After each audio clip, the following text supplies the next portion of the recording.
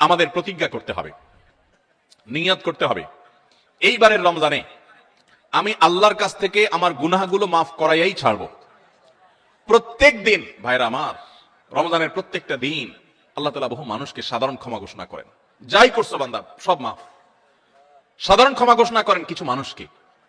সেই সৌভাগ্যবান মানুষগুলোর কাতারে আমি ঢোকার জন্য চেষ্টা করবই করব। এই প্রতিজ্ঞা করা, এটা হলো প্রস্তুতির অংশ, যে এইবারের রমজানকে আমি আর হেলায় হারাতে দেব না, আমি এবার রমজানে আমার গুনাহ মাফ করাইয়াই ছাড়বো। এই প্রতিজ্ঞা এখন থেকে করতে হবে ইনশাআল্লাহ। আমাদের পূর্বসূরি সোনালী যুগের স্বর্ণ মানব সালাফে সালেহিন, তারা রমজানের 6 মাস আগে থেকে প্রস্তুতি গ্রহণ করা শুরু করতেন, যে রমজান আসছে আমাকে ইবাদতবন্দি করতে হবে। মানসিক প্রস্তুতি নিতেন, অপেক্ষা করতেন, প্রহর গুনতেন, ক্ষণ গণনা শুরু করতেন, দিন গণনা শুরু করতেন, যে কখন রমজান আসবে আর কখন আমরা ইবাদতবন্দি করব।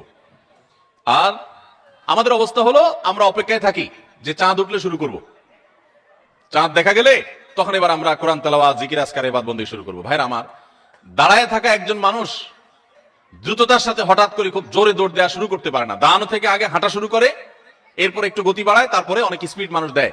একটা গাড়ি যখন দাঁড়ানো থাকে, ওই দাঁড়ানো গাড়িটাকে হঠাৎ করে 100 মাইল স্পিডে চালানো যায় না। আগে 10, 20, 30 স্পিডে চালাইতে হয়, এরপর আস্তে আস্তে উঠাইতে উঠাইতে 100, 150 পর্যন্ত উঠাইতে পারে। আপনি দাঁড়িয়ে আছেন, ইবাদতবন্দি করছেন না, অপেক্ষা করছেন রমাদান আসবে, তখন আপনি দিবেন দৌড়, একেবারে আমল করে শেষ করে ফেলবেন।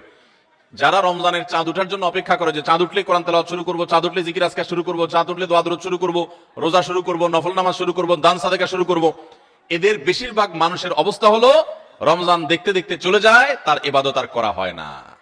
এই জন্য রমজানের আগে থেকেই যে আমলগুলো আপনি রমাদানে করবেন তার রিহার্সাল করতে হয়, প্রস্তুতি নিতে হয়।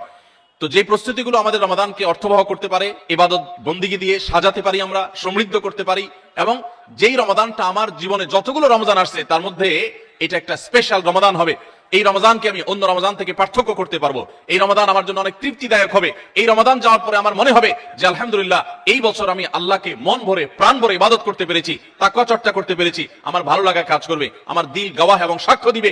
সেই রকম রমাদান কাটাতে হলে আপনাকে রমাদানের আগে থেকে অনেকগুলো প্রস্তুতি নিতে হবে। প্রস্তুতি নম্বর 1 নম্বর প্রস্তুতি হলো, আমাদের রমাদানের আগ পর্যন্ত, এই যে গত রমজান থেকে এই রমাদান পর্যন্ত বা জীবনের শুরু থেকে এই পর্যন্ত যত পাপাচার আমরা করেছি, যত গুনাহ করেছি, যত অন্যায় করেছি, রমজানে ইবাদত বন্দিগির প্রস্তুতির অংশ হিসেবে সেই গুনাহ এবং পাপাচারগুলো থেকে আল্লাহর কাছে মাপ চাইতে হবে, ইস্তেগফার করতে হবে, ক্ষমা প্রার্থনা করতে হবে, বলতে হবে মাবুদ আমি যে অপরাধী, আমি যে পাপিষ্ঠ, কত গুনাহ করেছি, কত অন্যায় করেছি, তোমার কাঠগড়ার আসামি আমার নামে বহু মামলা হয়ে আছে। এত অপরাধ করার পর রমাদানে যখন আল্লাহ তাআলা রহমত, বরকত, মাগফিরাত, নাজাত, বহুবিধ কল্যাণ তার বান্দাদেরকে দিবেন, পাপিষ্ঠরা তো সাধারণত আল্লাহর এই রহমতগুলো থেকে বঞ্চিত হয়।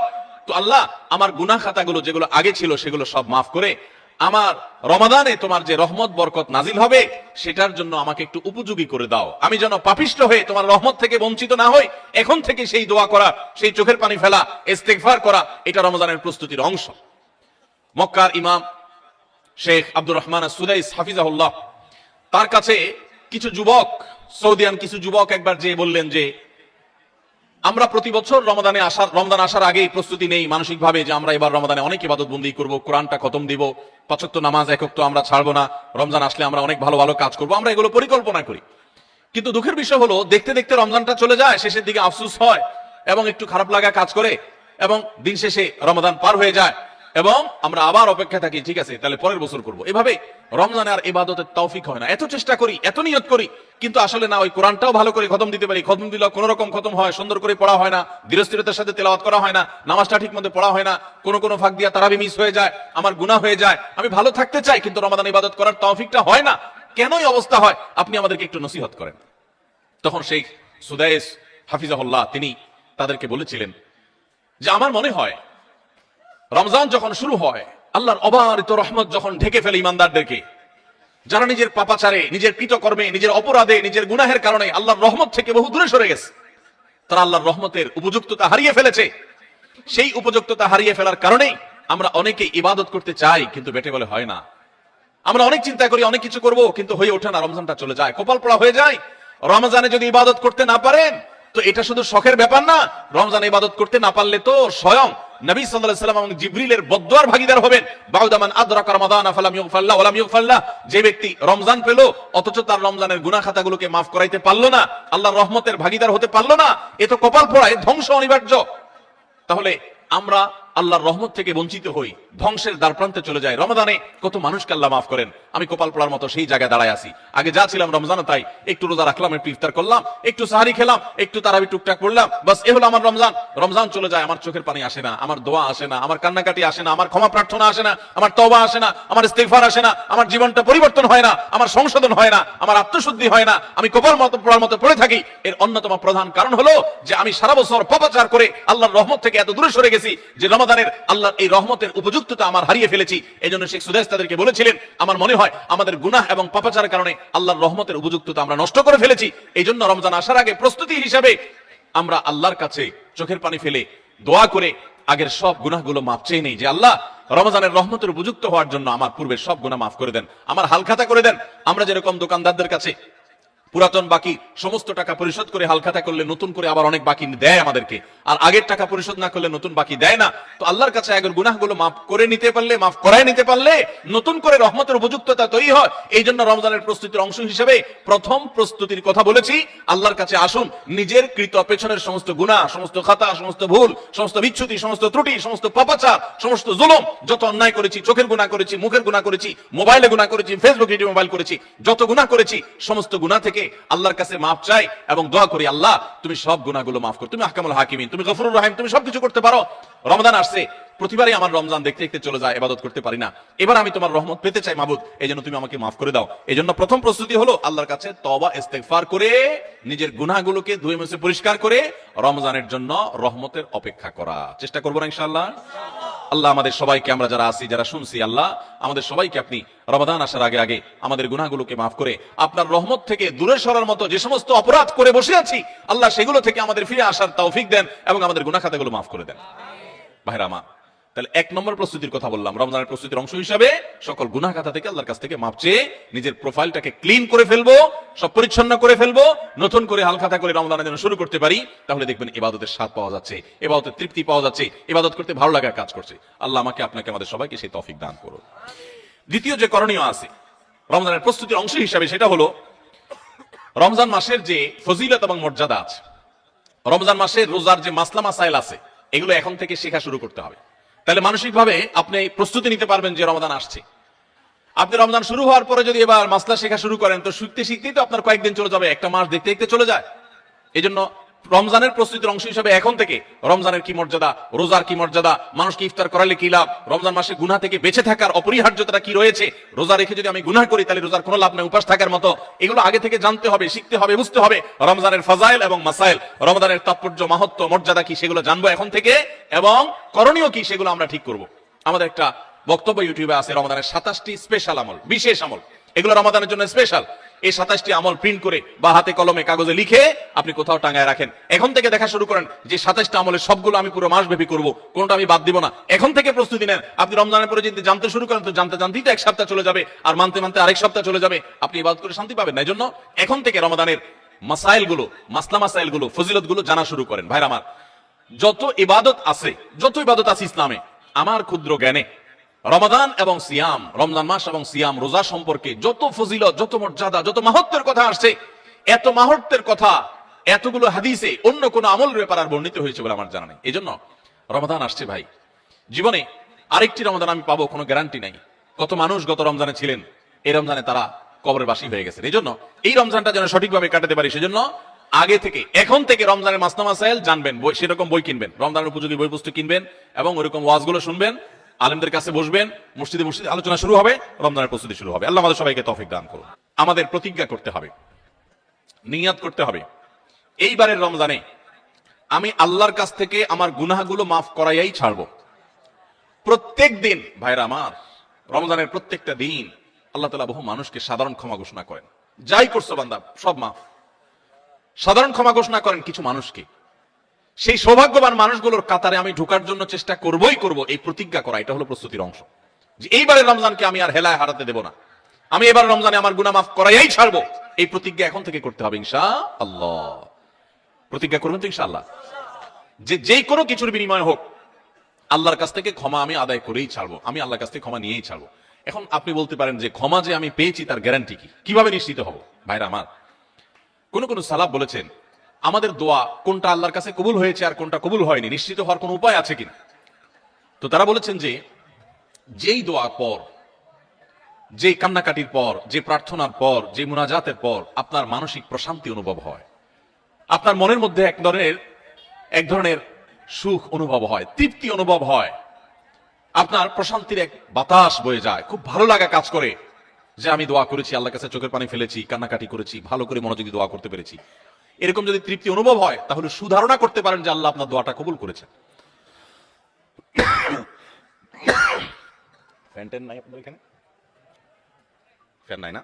বাতাস উদাস করেন না, পাকা পাকা দিয়ে না।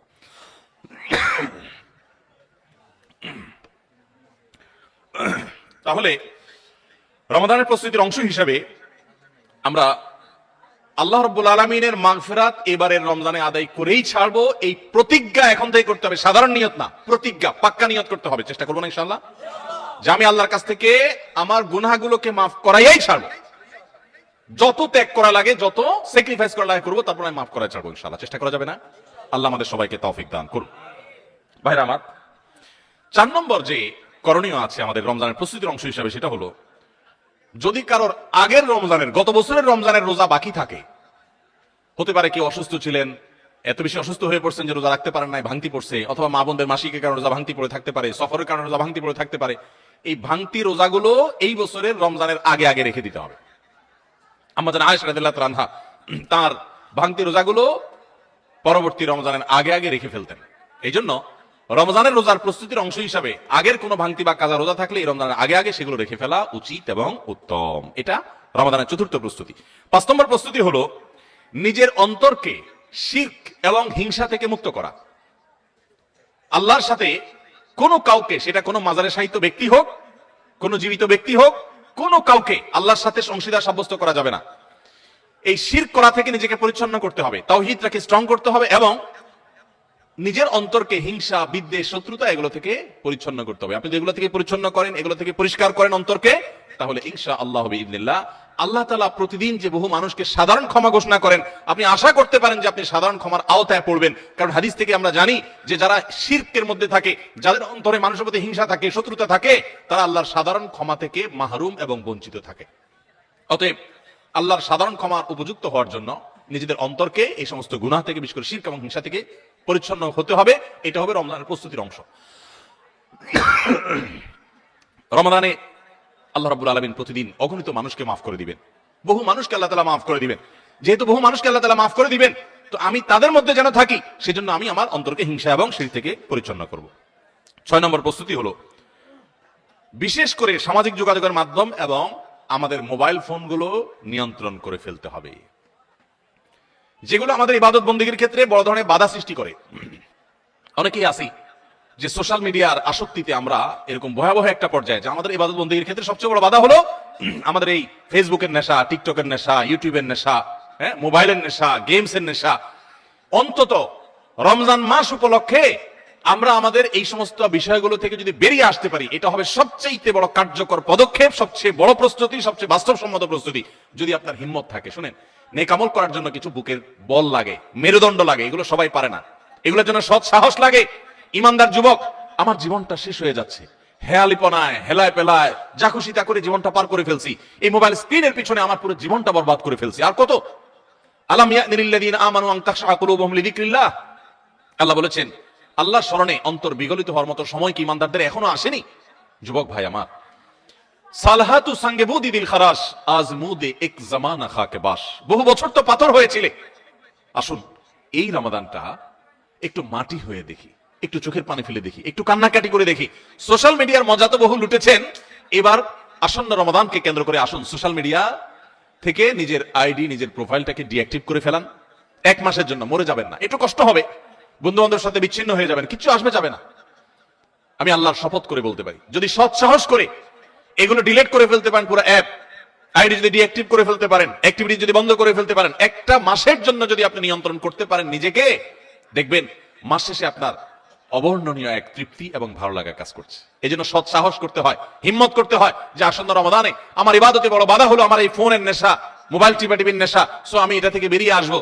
আমরা যদি সৎ সাহস করি, হিম্মত করি, নিয়ত করি যে আমি এই রমাদানটাকে ইবাদতে কাটাবার প্রয়োজনে আমি কোরআন তেলাওয়াত করবো, আমি বই পুস্তক পড়বো, আমি সুন্দর করে নামাজটা পড়বো, আমি আমার অন্যান্য কাজ কাম করবো, স্টুডেন্ট হলে পড়ালেখা করবো, অন্যান্য কাজ কাম করবো, এর বাইরে আমি আমার সময়ের অপচয় থেকে বাঁচার জন্য আমি এই অপারেশন করব নিজের প্রতি নিজে, এই শক্ত এবং কঠিন অভিযান পরিচালনা করব। যদি আমরা নিয়ত করি, আল্লাহ তাআলা আমাদেরকে সাহায্য করবে। নিয়ত করা যাবে না ইনশাআল্লাহ?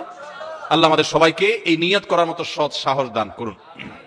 আমি সেই যুবক দেখার সৌভাগ্য অর্জন করেছি যেই যুবক রমাদানের শুরুতেই মোবাইল থেকে এরকম অ্যাপ ডিলিট করে ফেলে দেয়, ইবাদতের জন্য নিজেকে প্রস্তুত করে।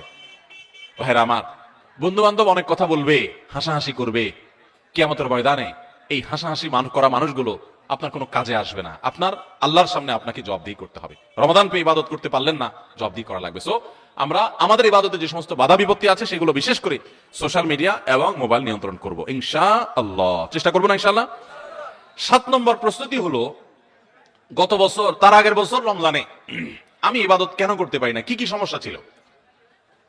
আমার অমুক দোস্তটা, ওর কারণে তারাবিটা পড়া হয় না, কারণ ও ওই টাইমে ফোন দেয়, আড্ডা মারতে বলে, অথবা তমুক কারণে আমার পড়ালেখাটা হয় না, অমুক নেশার কারণে হয় না, কি কারণে হয় না, প্রত্যেকেরটা আলাদা আলাদা। আমার গত রমজানে আমি কোরআনটা পুরো ভালো করে সুন্দর করে খতম দিতে পারি নাই কেন? শুরু তো করছিলাম কিন্তু শেষ করতে পারি নাই কেন? আমার গত রমজানে যে তারাবি কয়েকদিন মিস হয়েছিল, সেটা কেন মিস হয়েছিল? আমার গত রমজানে যে ভালো কাজগুলোর পরিকল্পনা ছিল সেগুলো কেন হয় নাই? সেই বিষয়গুলো আমাদের চিহ্নিত করতে হবে, খুঁজে বের করতে হবে। বের করে এইবারের রমাদানে যেন সেগুলো রিপিট না হয়, সেগুলো যেন পুনরায় দেখা না দেয়, আগে থেকে সিদ্ধান্ত নিতে হবে এবং প্ল্যান করতে হবে যে আমার গত রমজানে কি সমস্যা ছিল। ও শেষের দশকে যে আল্লাহ লাইলাতুল কদর রেখেছেন, ওই দশকটাতে আমার ঈদের কেনাকাটার কারণে আমি এগুলো করতে পারি না, তাহলে এবছর ঈদের ঝামেলা আমি আগেই সেরে ফেলবো। আমি বাড়ি যাওয়ার নাম করে যাইতে একদিন, আসতে যাইতে একদিন, পথে একদিন, যাওয়ার পরে আবার শরীরকে ফ্রেশ করতে আরেকদিন, আমার শেষের 27তম রাত, আমার 28তম রাত, শেষের রাতগুলো ইবাদত করতে পারি নাই, মার্কেটে ঘুরছি, শপিং মলে ঘুরছি, আমার জিন্দেগি বরবাদ করছি। তাহলে গত বছর আমার ইবাদতের ক্ষেত্রে যেগুলো বাধা ছিল, যেগুলো কাঁটা ছিল, এই বছর সেগুলোকে আগে থেকে দূর করার পরিকল্পনা করতে হবে। এটা হলো রমজানের প্রস্তুতি। কথা বুঝেন নাই? মা বোনরা ইফতার বানাইতে বানাইতে ইফতারের আগে দোয়া কবুল হয়, মূল্যবান সময়টা নষ্ট করে ফেলছেন, পারেন নাই। তো এই বছর পরিকল্পনা করেন যে আগে থেকে যেই জিনিসগুলো তৈরি করে রাখা সম্ভব, যতটুকু গোছায় রাখা সম্ভব সেগুলো গোছায় রাখবো। আর পরিবারের সদস্যদেরকে নিয়ে বসেন, এবার আমরা সবাই একটু ভালো করে ইবাদত করতে চাই, হেয়ালিপনা করতে চাই না। আমরা রমাদান খেয়ে পরে কাটানোর জন্য আল্লাহ দেন না, ইবাদতের জন্য দিয়েছেন। এই রমাদানের মূল্য এত বেশি যে এই রমাদান চলে যাচ্ছে, আমরা বেশিরভাগ মানুষ উপলব্ধি করতে পারছি না, অথচ এই একটা রমাদান আমার গোটা জীবনকে পরিবর্তন করার জন্য যথেষ্ট। আপনারা জানেন জান্নাতের একটা স্পেশাল গেট আছে, নাম হলো রাইয়ান। এই রাইয়ান নামক গেট দিয়ে আল্লাহ রাব্বুল আলামিন শুধুমাত্র রোজাদারদেরকে প্রবেশ করার সুযোগ দিবেন যারা রমাদান ইবাদত বন্দেগী করেছে, আল্লাহর নাফরমানি থেকে বেঁচে থেকেছে, তাকওয়ার জীবন অবলম্বন করেছে। আল্লাহ তাদের মর্যাদা দিবেন ওই স্পেশাল গেট দিয়ে প্রবেশ করে। এই জন্য জাহান্নাম থেকে বাঁচার জন্য, জান্নাত লাভের জন্য পরিবারের সদস্যদেরকে নিয়ে বসেন যে আমাদের এবারের রমাদানে আমরা ইবাদত করব। আমাদের গত রমজানে ইবাদত কেন হয় নাই? কারণ ইফতারিতে আমাদের 10 আইটেম না হলে হয় না। এবার আমরা আইটেম কমাই, আমরা একটু খাবার পরিমাণ কমাই, যেই খাবার খেতে আমাদের ঝামেলা হয় আমরা করব না। যদি কোনো মহিলার ইফতারের প্রস্তুতি ইবাদত না হয়, সাহারির সময় তার ঝামেলা তৈরি হয়, তাহলে এগুলো আগে ভাগে প্ল্যান করতে হবে কিভাবে কমানো যায় ঝামেলাগুলো। হয় পরে করব, নয় আগে করব, নয় পরিবারের সদস্যদের সাহায্য নিব, নাহলে আইটেম কমাবো, কিভাবে হতে পারে প্ল্যান প্রোগ্রাম করতে হবে। বেড়াবেড়ি, দাওয়াত খাই, হ্যাঁ, ইফতার পার্টি, সাহারি পার্টি, এগুলো করতে গিয়ে আমার ইবাদত হয় নাই, সো আমি এবছর সেগুলো করব না। এই জন্য গত বছরের সমস্যাগুলো চিহ্নিত করে সেগুলো থেকে এবার দূরে থাকার চেষ্টা করতে হবে। এটা হলো 7 নম্বর প্রস্তুতি। 8 নম্বর প্রস্তুতি হলো রমজানের যে আমলগুলো আছে, রমজানের ওই যে বললাম 27টা স্পেশাল আমল আছে হাদিসের আলোকে, 27টা। রমজানের সবচেয়ে বড় আমল কি ভাই? রমজান মাসের সবচেয়ে বড় আমল কোনটা? সবচেয়ে বড় আমল হলো রোজা রাখা। রোজা রাখার চেয়ে বড় কোনো আমল আছে? রমজানের দ্বিতীয় আমল হলো রাতে তারাবি পড়া, তৃতীয় আমল হলো কোরআনে কারীমের তেলাওয়াত করা, আল্লাহর কাছে দোয়া করা আরেকটা আমল, উমরার তৌফিক থাকলে উমরা করা আরেকটা আমল, নবী সাল্লাল্লাহু আলাইহি ওয়াসাল্লাম রোজা রেখে প্রচুর মিসওয়াক করতেন, সেটা আরেকটা আমল, শেষ দশকে ইতিকাফ করা সেটা আরেকটা আমল, শেষ দশকের বেজর রাতগুলোতে ইবাদতের চেষ্টা করা সেটা আরেকটা আমল, লাইলাতুল কদর পাওয়ার চেষ্টা করা আরেকটা আমল, লাইলাতুল কদর পেয়ে গেলে আল্লাহুম্মা ইন্নাকা আফুউন তুহিব্বুল আফওয়া ফা'ফু আন্নী পড়া আরেকটা আমল। এই রকম 27টি আমল স্পেশাল আছে রমাদানের জন্য, যেগুলো কোরআন হাদিস থেকে প্রমাণিত। তাহলে সেই আমলগুলোকে এখন থেকে টুকটাক করা শুরু করার চেষ্টা করা। একটু নফল রোজা রাখেন, তাহলে রমজানে যে রোজা রাখবেন ওটা সহজ হবে। এখন থেকে রোজা রাখার অভ্যাস করেন। নবী সাল্লাল্লাহু আলাইহি ওয়াসাল্লাম বেশি বেশি রোজা রাখতেন। আপনি এখন থেকে দান সাদাকার অভ্যাস শুরু করে দেন, প্ল্যান পরিকল্পনা শুরু করে দেন। এইটা হবে রমজানের প্রস্তুতি। যে রমজানে যে আমলগুলো করবেন এখন থেকে সেগুলো শুরু করে দেন। ওই যে বললাম দান ও গাড়ি 100 মাইল স্পিডে চলতে পারে না, আগে 20 মাইল স্পিডে চলেন, শুরু করে দেন। এরপর চাঁদ উঠলে রমজান শুরু হয়ে গেলে আপনি 100 মাইল স্পিডে যেতে পারবেন। চেষ্টা করবেন ইনশাআল্লাহ। তাহলে 8 নম্বর আমল হলো ভাই, রমজানে যে আমলগুলো করব সেগুলোকে এখন থেকে রিহার্সেল শুরু করে দিব, প্রস্তুতিমূলক ওয়ার্ম আপ এটা শুরু করে দিব, মহড়া শুরু করব একটু একটু করে। যে রমজানের তেলাওয়াত করব এখন আর ধরবই না। না তো রমজানে আমি প্রতিদিন 1 পারা পড়বো, এখন 1 পৃষ্ঠা পড়ি। রমজানে প্রতিদিন 3 পারা পড়বো, এখন 1 পারা পড়ি। আমি একটু একটু করে কোরআনের সাথে সম্পর্ক করি, কোরআনটাকে রেডি করি, কোরআন কিনে প্রস্তুত করি নেই যে কোনটা আমি পড়বো না পড়বো সেগুলো রেডি করি। 9 নম্বর আমল হলো রমাদানের সময় আমি কোন আমল করব না করব, কখন কি করব এটার একটা চার্ট রেডি করে ফেলবো। আমার কোরআন খতম করতে হলে এমন টাইমে কোরআন তেলাওয়াত করতে হবে প্রতিদিন যখন কোনো কাজ থাকে না, ফজরের পরে আমি একটু কোরআন তেলাওয়াত করে তারপর ঘুমাবো, তাহলে ওই টাইমে তার অন্য কোনো ঝামেলা থাকে না, আমার আর মিস হবে না ইনশাআল্লাহ। তারাবির পর আমি সোয়ার আগ দিতে তেলাওয়াত করি তারপর শোবো। আবার ভোর রাতে দোয়া কবুল হয়, সাহারি খাইতে উঠলে আমি প্রতিদিন 10 মিনিট হাতে রাখবো একটু দোয়া করার জন্য। আগে থেকে এগুলো চার্ট তৈরি করে ফেলতে হয় যে কোন টাইমে আমি কি করব। আমার প্রত্যেকটা বিষয়কে যদি এখন শিডিউলের মধ্যে নিয়ে আসতে পারি ইনশাআল্লাহ রমাদানের যথাযথ প্রস্তুতি গ্রহণ করা হবে এবং দেখবেন আপনার রমাদানে অনেক অর্জন করার সুযোগ আপনি লাভ করেছেন। তাহলে 9 নম্বর প্রস্তুতি হলো চার্ট করা, শিডিউল করে ফেলা, পুরো রমজান মাস কিভাবে কাটাবেন তার সারাদিন সকাল থেকে রাত পর্যন্ত একেবারে পুরো শিডিউল। 10 নম্বর হলো শাবান মাসের শেষ দিনে 29শে শাবান পশ্চিম আকাশে চাঁদ দেখবেন, এটাও রমজানের প্রস্তুতির অংশ। আমরা আমাদের ছোটবেলায় গ্রামে চাঁদ দেখেছি, এখন মানুষ চাঁদ দেখে না, দেখে চাঁদ আকাশে দেখে না, চাঁদ এখন মোবাইলে খোঁজে। কোথায় খুঁজে? মাগরিবের পরে মোবাইল হাতানো শুরু করে দেয়, এই রমজানের চাঁদ দেখা গেছে, ঈদের চাঁদ দেখা গেছে কিনা, চাঁদ দেখা কমিটি কি বলছে, ফেসবুকে নিউজ আসছে কিনা দেখো। চাঁদ তালাশ করার কথা আকাশে, সেখানে চাঁদ তালাশ করে আমরা কোথায়?